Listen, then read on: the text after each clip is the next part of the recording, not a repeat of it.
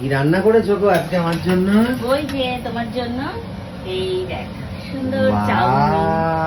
Wow! এটা তোমার পছন্দের এই আর ওই যে চাউমিনটা- হচ্ছে আমার পছন্দের এই চাউমিনটা খেতে আমি খুব ভালোবাসি। এটা আমি বলি যেটা কি বলি বলো? School chowmein. School chowmein. মানে স্কুলের বাচ্চাদের এরকম ভাবে এরকম চাউমিন ভাবে দেওয়া হয়।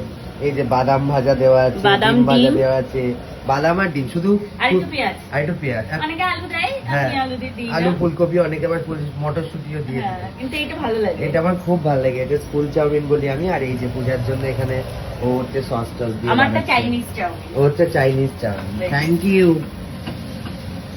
বরকেই তো করে খাওয়াচ্ছি। কটা বাজে বলো? বাজে অনেক বাজে। এখন ঘড়িতে আমরা অনেক বাজে। স্বর্ণ সবে হঠাৎ কম- করে বললো যে একটুখানি স্কুল চাউমিন খেতে ইচ্ছা করছে, তাই বললাম ঠিক আছে বানিয়ে দিচ্ছি। সে যত রাতই হোক, বর খেতে চেয়েছেন, আবার নিয়ে দিলে হয় বলো।